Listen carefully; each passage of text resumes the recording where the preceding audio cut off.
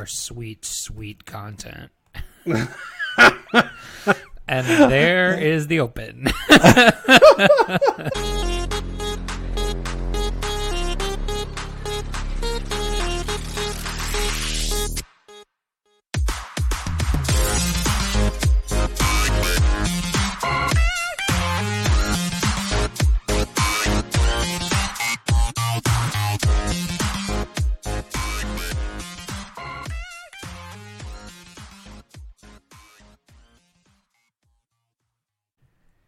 Hello and welcome to Rekt Podcast. I am Bunshu, alongside my esteemed colleague and co-host, Crypto Chamber. Chamber, how are you, buddy? Doing pretty good, man. You know, just finishing the work day. Solo show with you. That's always my favorite. So we always have a good time doing the solos. Buckle up, people. It's actually our first solo show in probably like a month. Yeah, definitely since you've been married. Well, absolutely since I've been married. I think I've only been on 2 shows, or we've only done 2 since then. But I'm excited about it. I am coming to you live from a Homewood Suites in Albany, New York. Ooh. You know? So nice. Yeah. What I don't like about it is, so like you have, if you've ever stayed at a Homewood Suites, it's like I have not. kind of like an apartment. You have like a living room and then a room. So, and there's like a little kitchen here and everything. But I've definitely stayed at a place like that. Like I think most hotels though, I have like a desk and that's where I set up my podcast stuff. But there's just like this little like kitchen table in here. So I'm like huddled in this little tiny walk-in kitchen doing the podcast. That's funny. Maybe you got to tweet out a picture or something. Yeah, I actually should. And, the other thing, too, I was going to say, I don't know if you noticed this, but every time I do the intro, I try to change my cadence just a little bit when I'm introducing the show and you. I don't know if you notice it. I notice slight. I say the same thing every time, just in a slightly different cadence. Yeah, no, that's like a little podcasting trick. You got to have like a catchphrase to start off the show. That's it. I've come to, after a year now, start the show the same way every time, which I've actually tried to mirror that with my response to your intro. So I try to say the same thing every time now. At least gets me off on the right foot. How you doing, buddy? Good. Good. Very well, thank you. Oh man. All right. So let's get into it here. We solo show, so we're just gonna fuck around like normal. Yeah. We're going to do a couple segments. We'll hit some news. Then we're going to, I guess, talk about a little announcement, maybe. Yeah, I could or say. Is it an announcement of an announcement? Or well, you know what? It might be an announcement of an announcement, but it's definitely something. I would say pretty cool. Announcement adjacent, at very least. At the very least, it's definitely worth listening to the end, I think. Maybe if we may or may not name drop some people. I'm not sure. Are we allowed to? We'll talk about it at the end. We'll talk our way through it. All right. But no, it's there's nothing really happening today as far as like Bitcoin price action. We've been kind of like it's right around that $8,200, $8,300. Nothing. I didn't really get to ask you, like, what's your whole take on this? Are you in panic mode? Are you like, no. Oh yeah, it's alt season? Are you what's your feelings? Tell me about your feelings. Okay, I'm gonna open up. I'm gonna unzip myself right now. I feel pretty froggy. I feel pretty good. I mean, I'm definitely not affected by the price action specifically on Bitcoin. I'm more fearful on the alt side. Well, you're highly alt exposed, I would imagine. Less than previously advertised. What's your percentage? Maybe 50. It's still a lot. Okay. So, still significant, but at one point, I mean, it was 90. Definitely when we started the show, you were 90. 90 for sure. So now it's closer to 50. You remember the Rekt tests? I remember. Good old days. Those were the good old days. We should bring that back at some point with new questions after the bear market. Right, exactly. it could be like a BuzzFeed test on like how wrecked are you, you know? Yeah. But I think, Bitcoin, I think it's just doing what it's doing. I mean, I don't think we're going to take a direct flight directly to 100K. I think we tested like 11K, 12K. Well, we went all the way up to like 14 at one point. Then Did we really? Yeah, then we came down to like 9-ish, and then we went back up to 11.5 or something, and then came back down. Like, yeah, so, I mean, I wouldn't I'm really talking get... like in the last 3 or 4 months. Right. I mean, on the Bitcoin side, I don't think I would get really nervous, until we saw maybe like sub 7, like if we're in the 6, maybe not even, maybe like under 6. Yeah, is the only time I would get nervous again. I think I could live with like 6,500. Scary though. A 65, I'd be buying. I'm not necessarily buying right now. I just don't know if there'll be a little bit more downside. But who knows? I mean, you look on Twitter and people are shilling both sides of the trade so much that it's going to go down to whatever they think it's going to go down to, or it's, we're about to test 17K. You know what I mean? So yeah, it's very difficult to say. I haven't loaded a TradingView chart in a while because I've been gone, obviously. But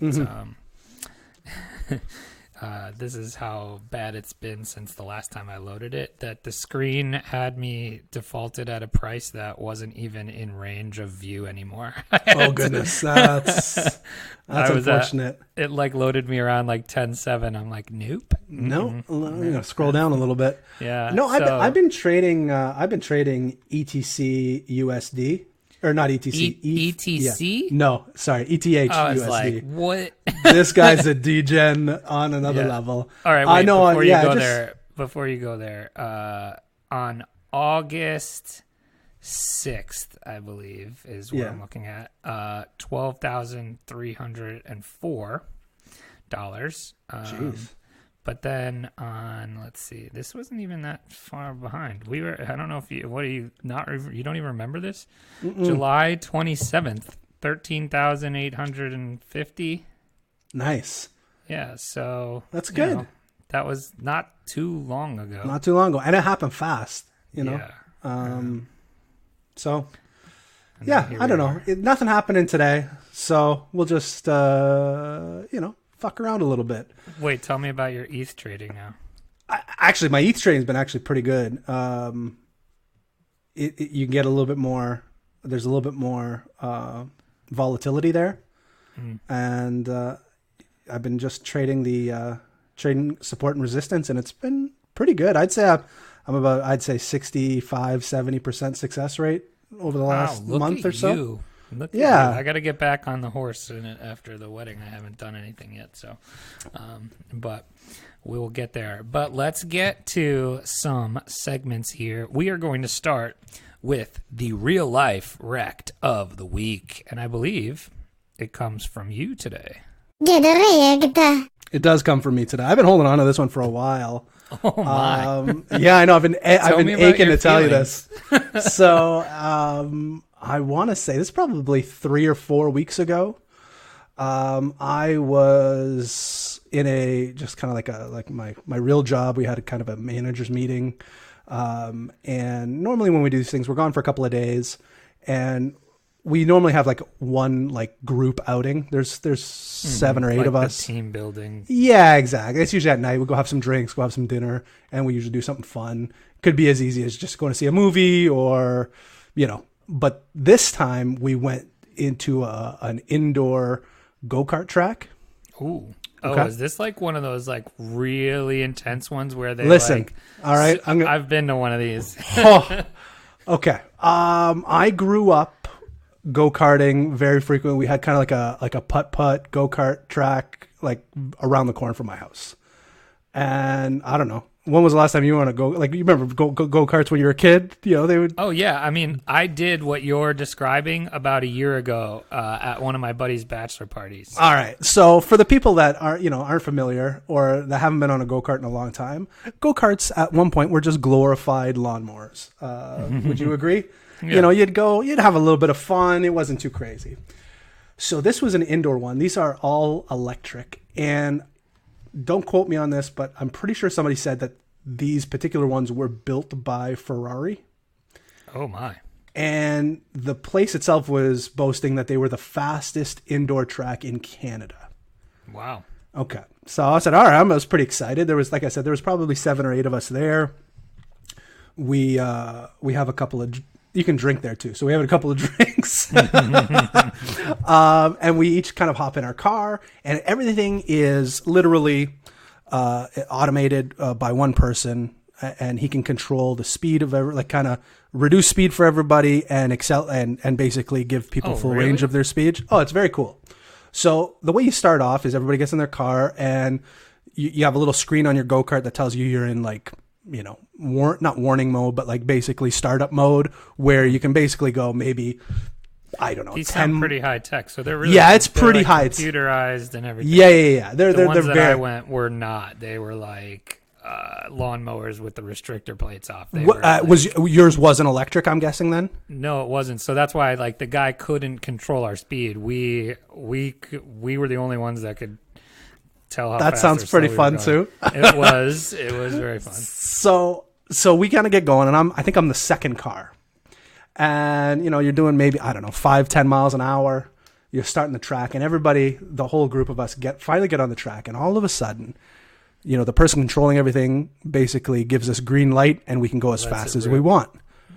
And this thing takes off on me. Within a matter of 5 seconds, I'm having instant panic attack. This is because you're not controlling it. I'm steering it, but it's so fast. Like I can't breathe anymore. Like you got your helmet on, you got a balaclava on, and I'm trying to open up my visor. And as I drive by, like people are working there, like put down your visor. I'm like, I can't fucking breathe. So we do 10 laps. And I'm like, I'm letting people go by me. I'm like, I am dying right now. You got your hazards on. Yeah, I'm still going way too fast. There's no slow speed. You basically hit the gas and it just goes a million miles. And I don't know how fast it was going, but it was ridiculously fast. So much so, like your body is like, as you're taking these sharp turns, it feels like you're on a roller coaster. So we do these 10 laps. We stop. I immediately rip off my mask. I'm like hyperventilating. And like I can see a couple of other guys are kind of looking at me like, yeah, I'm feeling like I'm having what he's having, sort of thing. And they're like, well, do you want to have dinner now, or you can do another 10 laps and then have dinner after that? And everybody's like, oh, let's do another 10 laps. So sure enough, we go back in. I'm like, oh shit. I'm like, all right, this is gonna be bad. And sure enough, go again. Same thing happens. Now it's just motion sickness. I'm like, I'm gonna throw up everywhere. And sure enough, we do our 10 laps. I rip off my helmet. I'm like, I got to go to the bathroom. I freaking toss my cook. Yeah, really? I'm like, I couldn't handle it. So out of the 8 of us that were there, 4 of us stopped doing it. Like none of us. Yeah, like I'm not sure. There may have been another guy that threw up as well. But it was insane. I'm like, this was not fun. Like I'm not a big roller coaster guy either.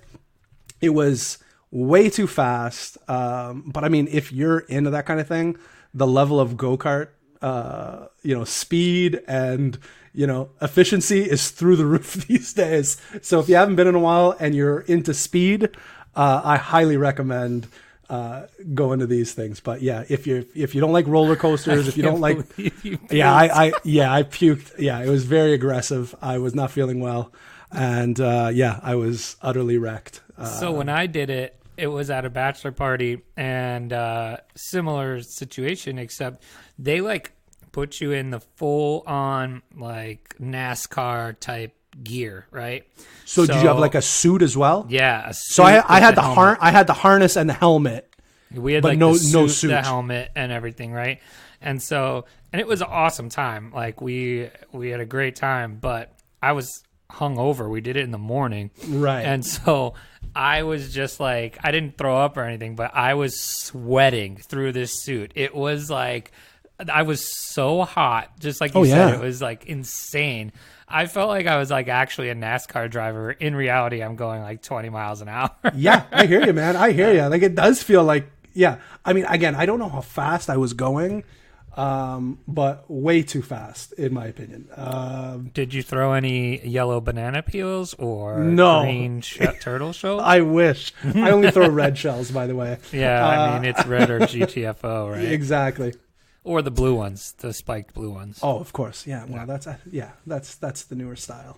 Is that the second one? I don't remember. But yeah, no. So it was way too much. So I sent a picture to my wife showing her how messed up my face was after. Like she's just like, you're like green. That's funny. Yeah, it was really bad. But yeah, I wasn't the only one, so I felt a little bit better. That's good. I think I work with older guys, and I think there are a lot of these guys are old school. Like I have no problem admitting when I'm like I don't feel the need to that man guy's up. like taking it to the grave and he's really like puking in his helmet. Yeah, well, I think they were looking for anyone to just give their true feeling, and I have no problem doing that. And like 3 other guys just kind of followed suit on me. So, yeah, I think they were looking for somebody to help them out. And as soon as I pulled the chute, 3 other people were like, "Nah, I think we're gonna sit this one back too."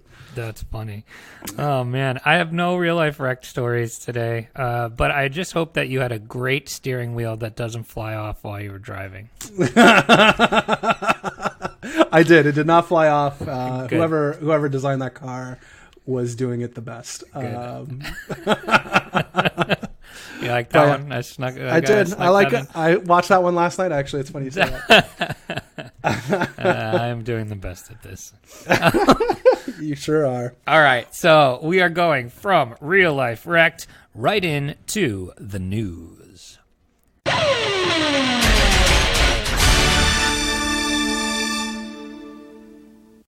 All right, Chamber, you've got a news story for us, and then I've got kind of 2 shorter ones here. One, because the story is behind a paywall, and that's annoying, but at least it's a headline. But go ahead. So this is actually from CoinDesk.com. Binance and Polychain are funding a crypto-friendly bank in, they should just change the name of this country to Crypto Land. They're making this bank in Malta. So to some, this article goes on to say, this is from Lee Kuhn, Cuen. I don't know if I'm pronouncing that properly, but Lee is definitely the first name. She goes on to say, to some, Malta native Paula Pandolfino, yeah, that sounds right. May seem like a Gandolfini. Yeah, James Gandolfini, rest in peace. May seem like a walking contradiction, Bitcoiner and banker. After personally investing in Bitcoin in 2016, she now is a co-founder on the upcoming Founders Bank in Malta, scheduled to open in 2020. The quote here is, "Crypto will take over the world, and we need full banking services," she told CoinDesk. We want to be that pillar of banking in the ecosystem to support how it gets done. If anything, we're learning how to wean off traditional banking and getting crypto to be that platform. Pandolfino said the bank raised $10 million so far and is looking to raise another $30 million in the near future. The bank's leading investors include crypto exchange Binance, also based in Malta, the hedge fund Polychain Capital, and the Czech firm Cardus Asset Management. So I don't know. What do you think? I think banking in my opinion, at least, I don't think you'll need crypto banks necessarily. It wouldn't shock me if current banks just started having crypto options. What do you think there? You're saying you think regular banks would have crypto options? Yes. Interesting. I think you're going to probably see more of what's happening in this. You think there's going to be more crypto banks? Yeah. I mean, I just don't see the banking system accepting crypto for anything anytime soon. And actually, I hear what you're saying. Well, it's interesting because it kind of leads into my next story here. So we'll get your opinion after this story. So this comes from the Daily Mail, from the UK. DailyMail.com, and it is originally a Wall Street Journal story. So we're seeing some mainstream media, like mainstream media. Wall Street Journal's pretty. That's pretty. That's pretty mainstream. That's pretty mainstream. So this originally was reported by the Wall Street Journal, but the Wall Street Journal has a paywall, and I can't see the whole story. So I went and found it elsewhere. But Visa and MasterCard could withdraw their support from Facebook's Libra cryptocurrency in a major blow to Mark Zuckerberg's project, the Daily Mail says. So basically, long and short of it is that Facebook's, kind of poor privacy record hasn't sat well with the U.S. and European regulators. We saw them kind of having to testify and all of that stuff before Congress on, what its plans were and how it was going to work and all of that good stuff. We saw that in the U.S., but there was a ton of stories that came out right after that said a lot of European countries were going to ban the use of Libra or ban it entirely. So it kind of got out of the gate with a poor taste in its mouth, I think. But, part of Libra is supposed to be this consortium, right? Right. The consortium. I forget exactly what it's called. It's probably like the League of Extraordinary Gentlemen or something. But so it's supposed to have this League of Extraordinary Gentlemen with all these other companies to form like the trust and governance piece, right? And we saw some big names in there like Coinbase and things like that. But included in that originally were Visa and MasterCard, which was kind of interesting because kind of going back to what you just said with the banks, could we see this kind of mainstream adoption from, banks and the biggest payment processors in the world, But now that's not sitting so well with Visa and MasterCard. So this report says that Visa and MasterCard are keen to keep regulators on their side for, obvious reasons. So they may be pulling out of the consortium here, the League of Extraordinary Gentlemen. So if that happens, I think that's a pretty big sign of everything for Libra, right? So the other thing here says that Libra's co-creator David Marcus was, I guess, contacted for a quote here, or actually, he tweeted a response to this article, and he tweeted, "For Libra to succeed, it needs committed members, and while I have no knowledge of specific organizations' plans to not step up, commitment to the mission is more important than anything else." He added, "The tone of some of this reporting suggests angst. I can tell you that we're very calmly and confidently working through the legitimate concerns that Libra has raised by bringing conversations about the value of digital currencies to the forefront." So it's interesting. So he says he has no idea, he hasn't heard of Visa MasterCard trying to back out, but it could still be happening anyway. But the whole reason is because of this regulatory backlash that we're seeing.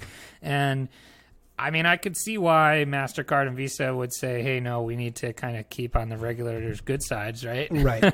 Because they have issues of their own with data breaches and all that stuff, and they're the most legit payment processors, obviously. So by volume and everything like that. So I don't know. What do you think about that compared to what you were just saying about banks? I mean, first thing, I have to imagine that Diners Club card is just waiting in the wings, saying like, "We're in, finally, we're in, Zuck.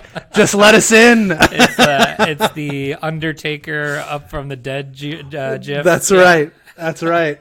We're back, bitches, and now we got Bitcoin. Yeah, I don't know. I think I see where they would be coming from. These are huge companies. And Libra's has had some negative, has had some negative storylines around them. So is Facebook.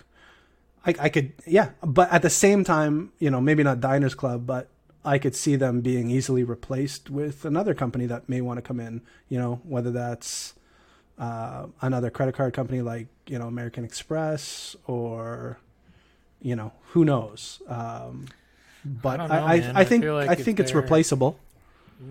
I don't know. I mean, Visa MasterCard is huge. Like, it would have to be like Coca-Cola or something. But Right. But this says here that, it's the latest shakeup after France warned that it'll block the development. Right. And then it said, speaking at an OECD conference on cryptocurrencies, the economy and finance minister Bruno Le Maire, I guess this is the French guy who's going to ban it, says it poses some systemic financial risks and potential abuse of market dominance. The quote here says, all these concerns about Libra are serious. I want to be absolutely clear. In these conditions, we cannot authorize the development of Libra on European soil. So that's a pretty strong statement. So I think this is just a separate thought here. Can we do accents when we do quotes next time? Because I would like to hear a French accent in your quote. Now, that being said, we did have a conversation prior to the show about me editing stuff out that may have been out of touch. Well, that is very true. And the best part is nobody will ever know. Like, nobody will ever know what it was. But there is somewhere out there, there's the chamber basement tapes. There are some dark basement tapes out there. That's funny. But yeah, maybe we could keep it safe. Maybe we could say French accent. I'm for it. But like, I could do a lot of accents. French is you could. French is one that I probably struggle with. Like, oh really? That is in my. One? Are you kidding me? I'm half French. Yeah, that's what I mean. So yeah, like, not that a problem. one would be on you. Yeah, we can do that. I think going forward, I think that's what we'll do. I don't know because there was a Portuguese lady that I was quoting today. I don't know if I could necessarily do a Portuguese accent. But like, I'm thinking like Australia. I did a good Spanish intro. I mean, obviously, you did it threw me off how well it was done. I tried to sound like a European, like a Spanish soccer. That's exactly, you hit it on the head. That's exactly what it sounded like. Hola, bienvenido a Rekt Podcast. Sometimes I'm crazy and I'll watch Laker games in Espanol. ESPN Deportes. ESPN Deportes. So occasionally I will do that. But no, that was extremely, extremely well done. But I'm thinking like an Australian accent would be fun. There's a lot of Australian people. I think I did a Craig Wright impression once. Yeah, I think you did too. The reason we could roll with these. I'm fine with that. All right, maybe that's what we'll think about in the future. I think for any quotes, we should do it in the accent. I think would be fun. that would also take me reading ahead in the article to know that there was a quote from a French guy in there.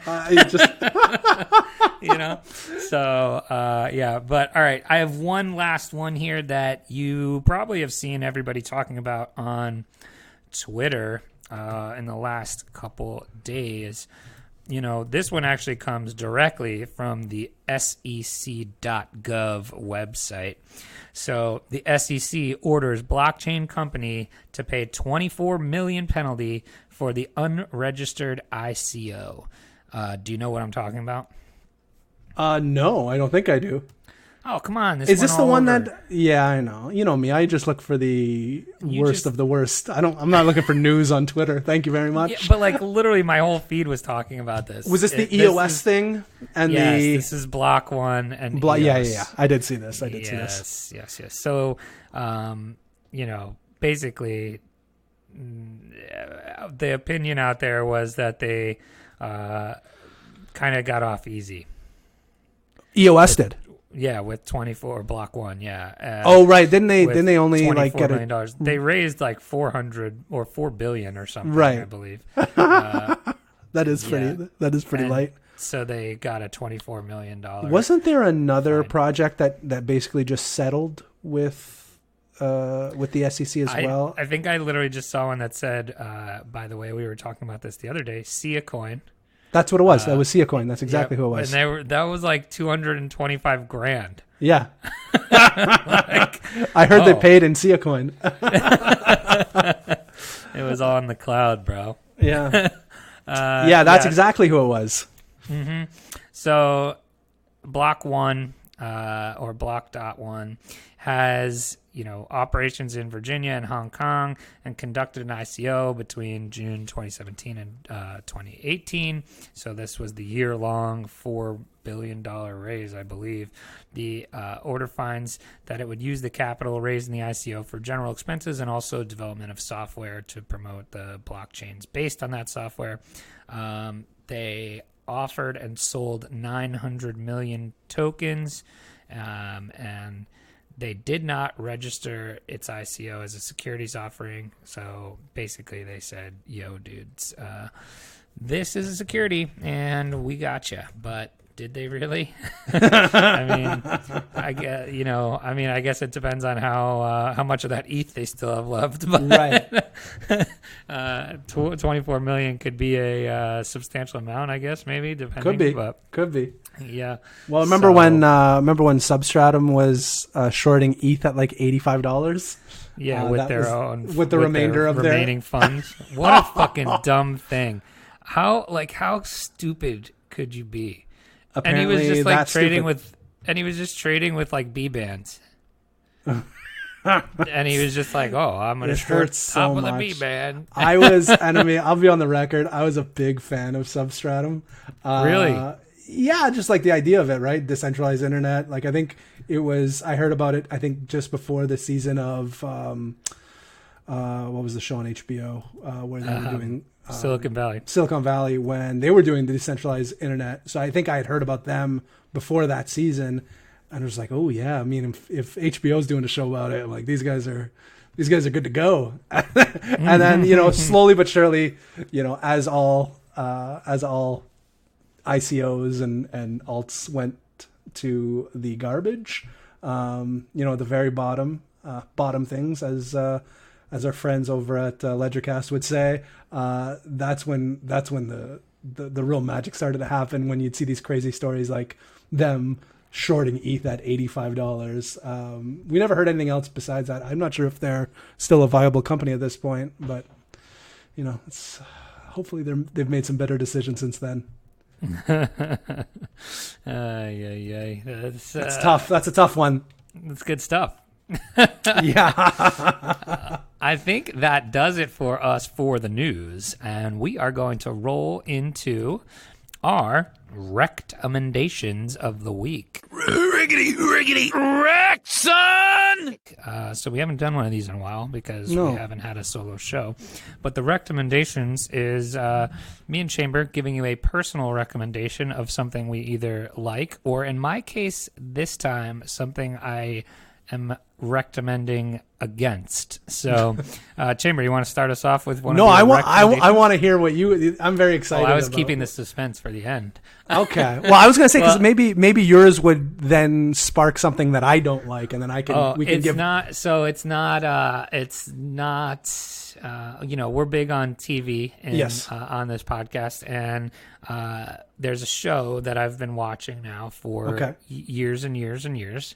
And the newest season of it just started, and I'm so far 2 or 3 episodes into it. I believe only 2, but so far extremely disappointed in it, and it has not lived up to prior seasons. And is it too bad because no, it's too bad because it fits with this time of the year, being October and the fall and spooky season. Right. Can you guess the show that I'm thinking of? I don't know if you even if you have it up there. You probably do. Yeah, I know we have. I think we have most shows that you have there. You said it's been on for a while. I think this might be its 6th or 7th season. Huh. I honestly don't know. I can't. But you're not going to. So I'll give you another hint. Each season is different than the last. Is it American Horror Story? It is. Okay. See, it's funny you say that because I've been off I was obviously like when that first season came out, huge the first season fan. Was so sick. Yeah. So good. I think I went up all the way to the circus, whatever the clown the freak was. show. Yeah. Yeah. Mm-hmm. That one was freak good. Show. And then I don't think I watched anything since then. The one that I didn't watch, the only one I didn't watch before this was like the Coven one, the one with the witches. Right. Isn't this season like 1984 or something like that, or like Sleepaway Camp? Or yes. And I've I was like, this could be really awesome. Yeah, it it could such be. a cool idea, and so far it is terrible. And Really? it's like boring. Like That's too bad. There's so much you can do with it, and so far it has not met my expectations. So Wow. I'm gonna keep watching it because sometimes these just start slowly. But I've watched the show for a while, so I trust that it'll get better. But I don't know, man. I thought it was gonna be awesome from like everything I saw, and then so far not so great. The only thing too, the one thing that I think is cool though is the setting is obviously 1984, and it's set like near and around LA, and one of the characters that is now seeming to play a big role in the season is a portrayal of an actual serial killer from that time, which I thought was pretty cool. Really? Yes. Do you know which one? Ricardo Ramirez. Okay, Richard yeah. Ramirez. Yeah, Richard Ramirez, yeah. Yep. I think he was the Hill. I think he was the. Oh, what was he? Midnight Stalker or Hillside Strangler? I think both. I think he went by. I was looking it up online last night, and it was Night Stalker and Hillside Strangler. And It's funny. I do have a dark side of me. I used to be right into. I mean, I think I still am. But like real serial killers. I feel like everybody is. It's a fascinating thing. It is. It's very not, fascinating. I don't think it's a weird thing. That's why like Discovery ID and murder porn is so. It's like you know what I'm talking about. I like do.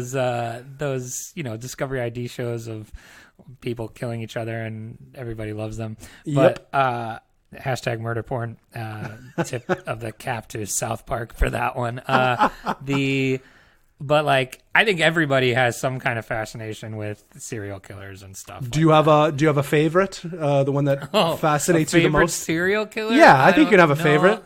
No, I feel like they're just they're all fascinating to me. Like just the psychology of it is crazy. Yeah, I agree. I agree. Have you watched the show? Mindhunter? Yes, I have. I have to watch season 2, but I loved season 1 for that. Season 2 was very good.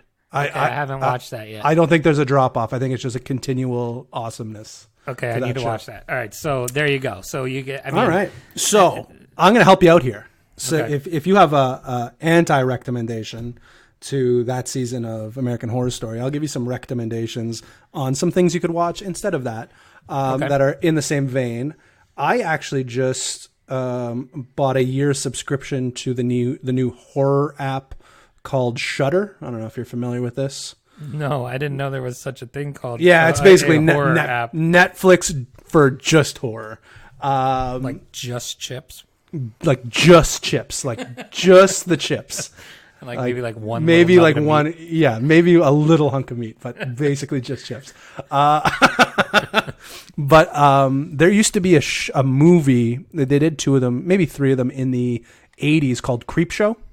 And what they did is they took I might have heard of this. Stephen King, George Romero, like novellas or short stories that they had, and made like movies about them. So like Creepshow 1 may have had, maybe 4 or 5 little mini movies within it.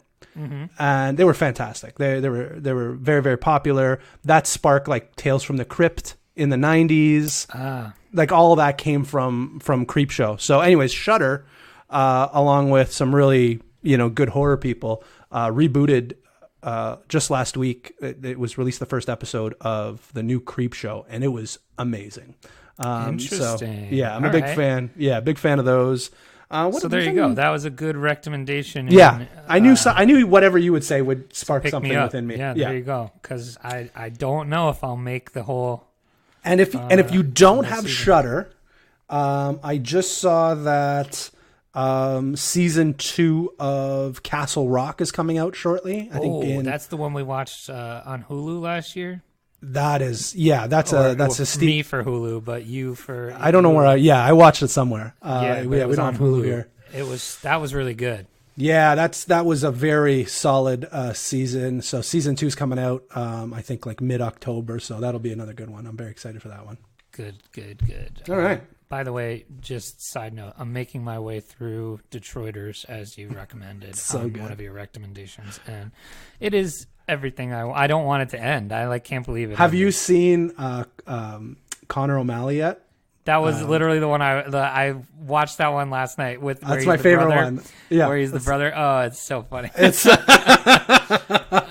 yeah, that's my favorite one. That's my favorite with one. the Slipknot mask. Yeah, have you seen the dad yet? Have you met the dad? Yeah, that was like 2 episodes before where he escaped. Yeah.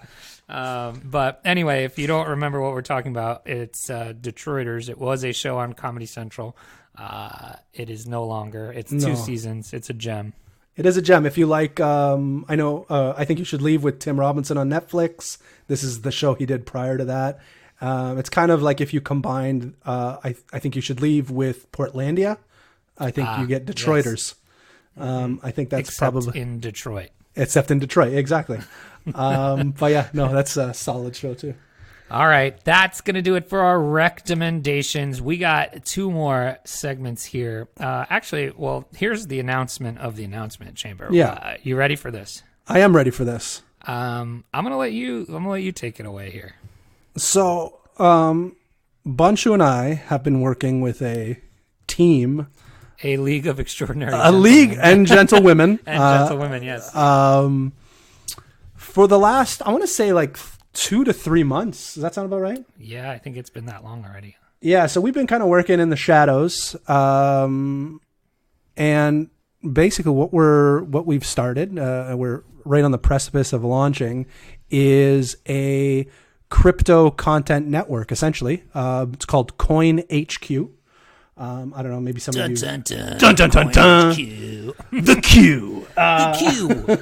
Welcome to CoinHQ. The Q.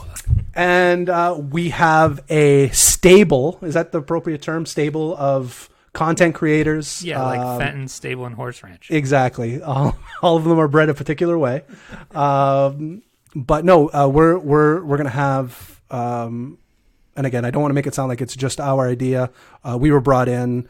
Yes, that definitely wasn't our idea. No, let's correct. put it that way. We had some thoughts and some stuff we brought to the table, and basically just created this team. We were introduced to the team. Now we're Bunch and I are part of the kind of the main team there, and we've brought in some. I don't want to get into exactly who we've brought onto the show. Just because we're just kind of finalizing everything as we speak. We want them to announce themselves. We don't want to break any news for exactly. But what we can announce are maybe some of the people we're working with, kind of on the higher level as part of the administration team. Folks like Bitcoin Bella, we're going to be working with. She's smexy. Yes, she is smexy. Smexy, and she knows it.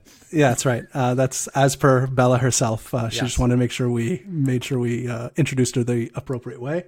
Ambroid, SoCal, Dumb. So we have some veterans of crypto alongside us. And yeah, I mean, I can't wait to introduce the shows that we're going to have. And essentially what we're doing is getting all of the different content creators that we like into one spot. And you'll be able to access live streams. You'll be able to access video content. You'll be able to access podcasts all in one easy to find location. And that the goal eventually is to have 24/7 content going. Exactly. So if you know any of your favorite podcasts other than us that may be interested, shoot us a line, because we are still looking for some content creators as well. Yep, and who knows? Maybe the ones you recommend are already signed on. So investors, maybe you. But yeah, so that's what we're working on. Boats and hoes. So that's what we're working on.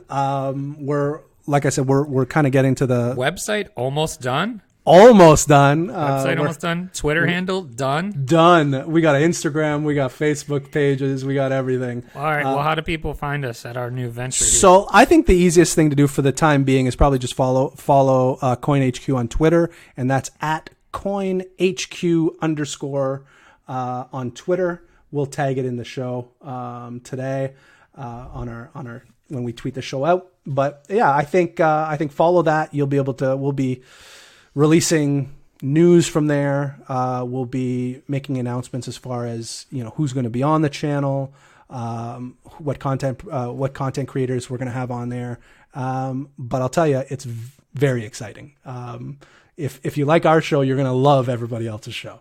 So, well, I'm pretty sure that's the case anyway. If you tolerate our show, you'll probably like others you'll better. more than likely love everything else. So, so that's it for now. We'll bring you, I think Rekt I would say podcast probably listeners, like in a month. Yeah, I think that's fair. Probably by Halloween, we'll probably have a bit more info. But Spooky. It is spooky. They did ask for something spooky. But I would say this is probably the earliest news you're getting. So Rekt podcast listeners get a little bit of an inside scoop. I think more so than anybody else. I don't think I've heard it on anybody else's show yet. So no, I haven't. So it's exciting.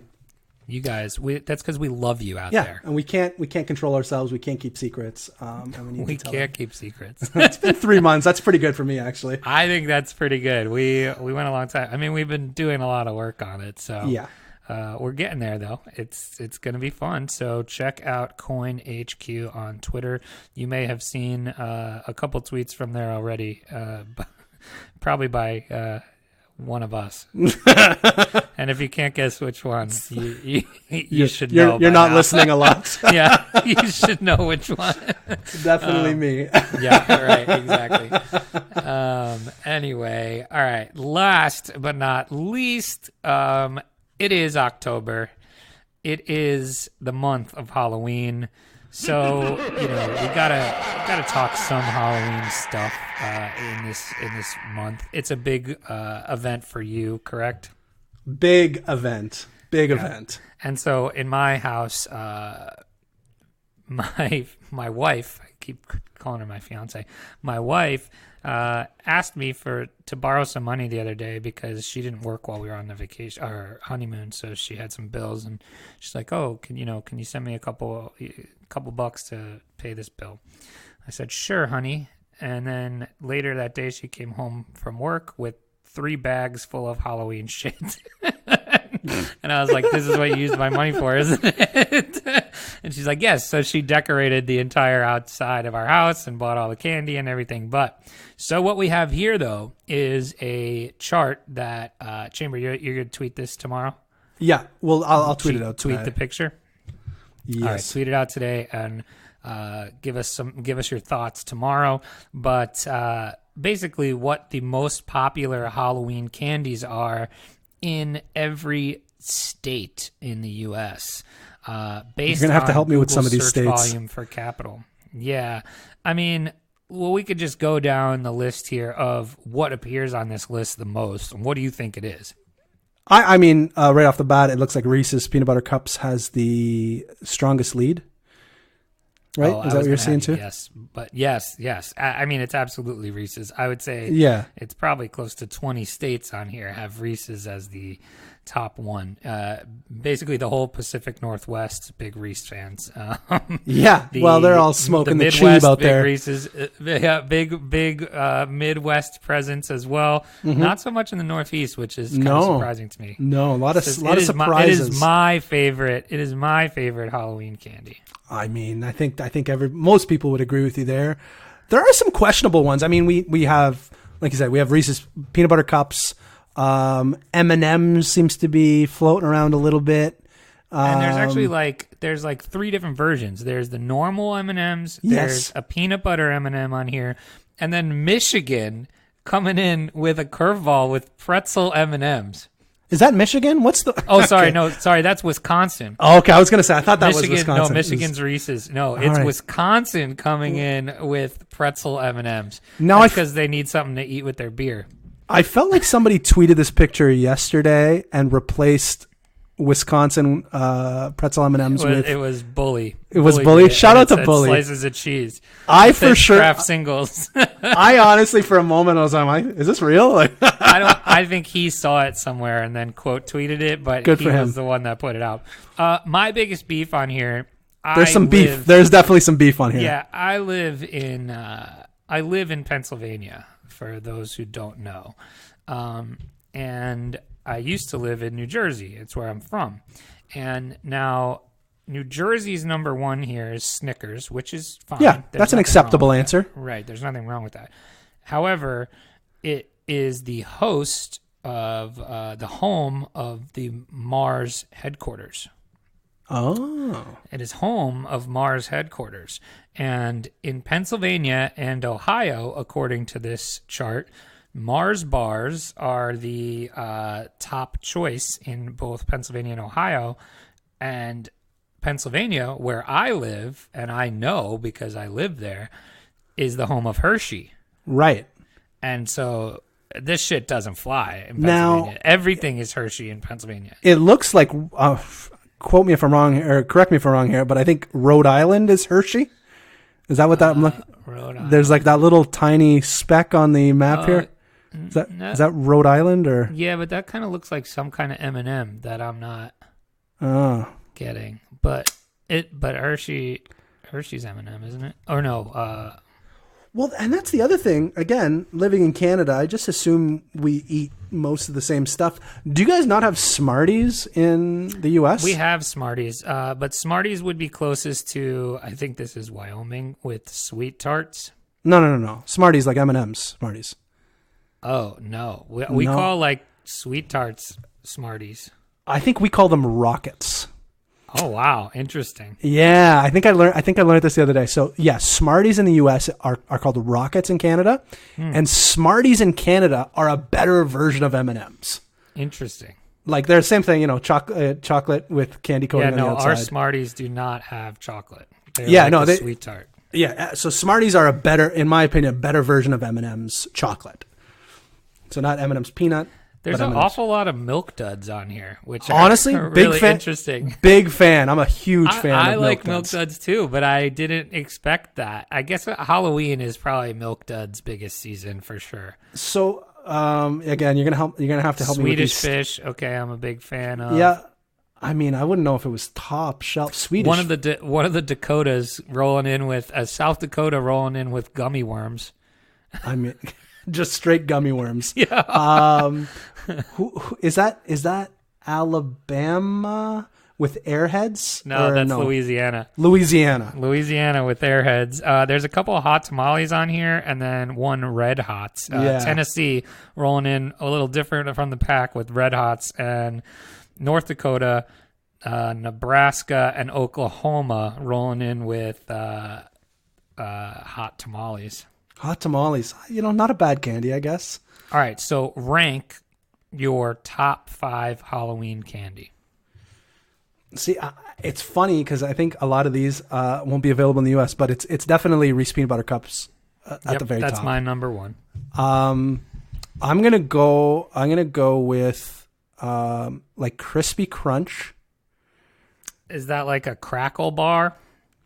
Or No, like a crunch bar? Like a crunch bar? Crispy Crunch is like a better version of like a. No, I don't think you have Score bars either. Do you have Score bars? No. No, shit. Crispy Crunch is like if you took what's your chocolate bar with toffee? Heath bar. Heath bar. So it's like a better version of a Heath bar. Like it's almost like if you take. Why is everything better? It's because it has a different texture to it. So it's imagine the texture if you were to take a Heath bar and combine it with a Kit Kat. That's a Crunch bar. Ooh, it's very good. That. So there's some cookie in it. That's what it feels like. I'm not sure if Yes. there's actual cookie in it, but it has that texture to it. And then a Coffee Crisp is definitely my third. Again, I don't think I'm going to send you. I'm making a note here. I've heard of Coffee Crisp from you last year. Yeah, Coffee Crisp is the bomb. I'm going to send you a couple of bags of Canadian Halloween candy. Oh, yes. Because I think you have to see what I'm dealing with. Because I definitely have. I'm going to eat them live on stream for Halloween. Yeah. There you go. We've got a live show by the end of the month. Because there's definitely stuff in my top 5 that you don't have in the U.S. There's at least 2 or 3 options. I think most of my top 5, if not all, will be chocolate based though. Because I was having this conversation with some of my buddies today, and they were throwing out like Starburst and get Jolly Ranchers and shit. And like, peanut M&Ms is up there too. Peanut M&M, but like that's chocolate based still. So like I think all of my top 5 would be chocolate based. I agree. I think my number 2. So number 1 would be Reese's Cups.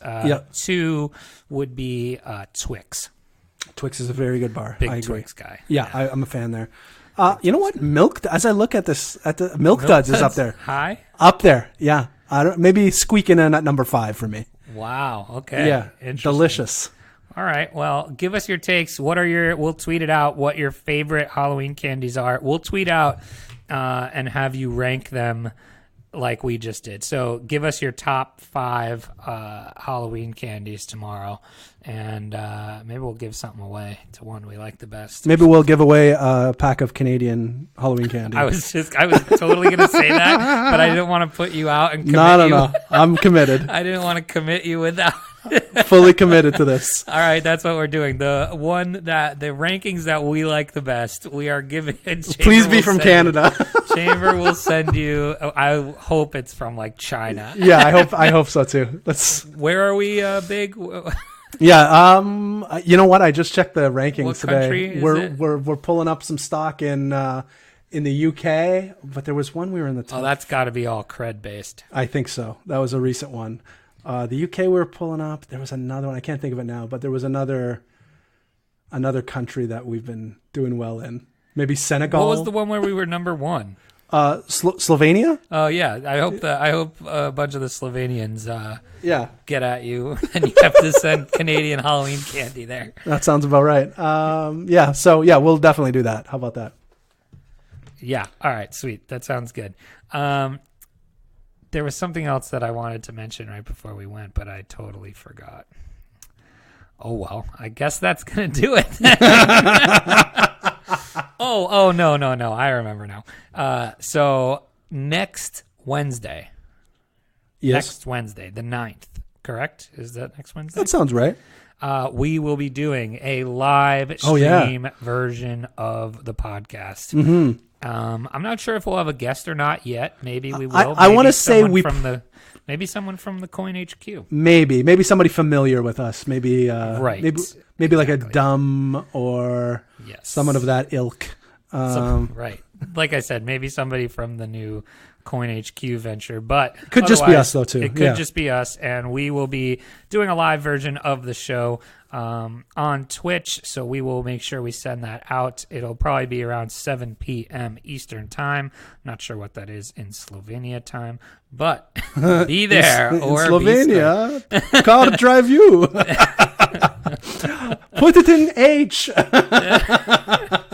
That's the part that Chamber will have to edit out tomorrow. Edit. All right, that's gonna do it for us, I think. Unless you got something. Yeah, I was gonna say the reason we're doing a live feed or a live stream, I should say, is specifically for CoinHQ because going forward, ideally we're gonna have, if not both, at least one of our shows per week will be a live stream, which will then release the audio into our podcast stream. Perfect. That sounds. I'm telling you, the CoinHQ is going to be cool. It will be cool. It will be cool. So that's going to do it for us. Until next time, don't get wrecked, and that is financial advice.